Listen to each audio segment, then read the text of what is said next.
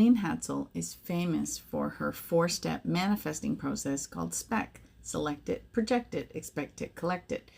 But did you know she wrote a follow-up article called SPEC Explained? Let me read it to you. This was written August 15th, 2009. SPEC, the technique that I use whenever I have a goal to reach, is not new. People in all walks of life used it in many cultures and professions. Follow me through the steps as I will explain in more detail. Select a goal to get started. Someone asked if this technique could be used for other purposes other than just entering contests for merchandise. Yes! This can be used to obtain anything you desire in the physical, mental, or spiritual realms. You name it, and you can claim it. Project it can be accomplished in many ways. See it as already having it. For example, the Native Americans see the rain falling on the ground while they're doing their famous rain dance. They do not see the beginning stages of cloud forming or darkening skies, just the end result of the rain hitting the ground. In the same way, a doctor, healer, or patient should always see the end result of the patient's perfect health. That is, they must visualize the patient not getting well, but instead already being 100% well. This is not lying to oneself. Rather, this is commanding the higher consciousness to bring about a particular desired goal, condition, or situation into one's life. Expect it is again seeing yourself as already having or enjoying the end result. The following is a simple visualization technique I enjoy doing while waiting for something to come to fruition. It's a yoga breathing exercise that anyone can use. While sitting in a chair, inhale slowly for 4 to 7 seconds, whichever is more comfortable for you. Hold your breath for 4 to 7 seconds. Exhale slowly for 4 to 7 seconds. And finally, do not breathe at all for 4 to 7 seconds. Repeat this breathing sequence for 5 minutes. While doing this rhythmic breathing, see yourself having what you want to have or being what you want to be. A certain phenomenon occurs as you do this special breathing exercise. As you slowly exhale about the 4th time, you will become aware of a very relaxed feeling in your arms and legs, and you will feel so comfortable that you will not even want to move. That is because physical tension has been reduced within the muscles and nerves of your body.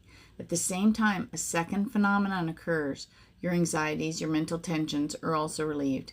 This leaves your thoughts and mind open to program your goals. In this relaxed state, mentally picture your desired end result. Be positive. Ask for the good things in life. You deserve the best. How else can you express your God-given talents? How else can you help others unless you yourself are healthy and happy? You need energy and a life of abundance to accomplish your best work. This technique has been proven very successful for me and many of the students that use it. Being a positive person is so vital and important to make this process and life in general a daring, delightful adventure. I'm going to do more preaching on the subject.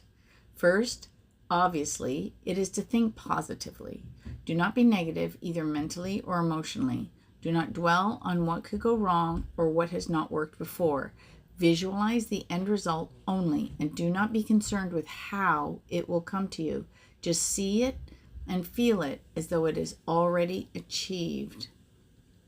The second meaning of being positive is doing something instructive on the physical level to aid your mental picture.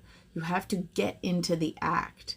You can accomplish this by using the yoga exercise I shared with you earlier, or depriving yourself of some physical pleasure until you receive what you want.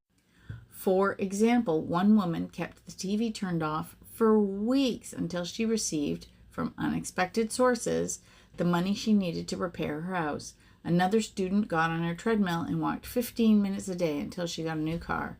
She explained, I visualized myself in a new car. I could actually smell the newness of the interior. She won the car from a local radio station contest 3 months later. You may use whatever disciplinary measures you wish that fit your way of life. The important thing is that you do something to show your subconscious mind that you mean business and that you're willing to work for what you want. In this way, you become positive by doing some extra tasks on the physical level.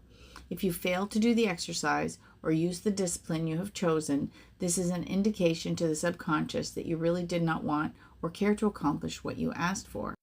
Yes, sometimes I've collected a prize or end result in a matter of hours, but the majority of the time there's a delayed action.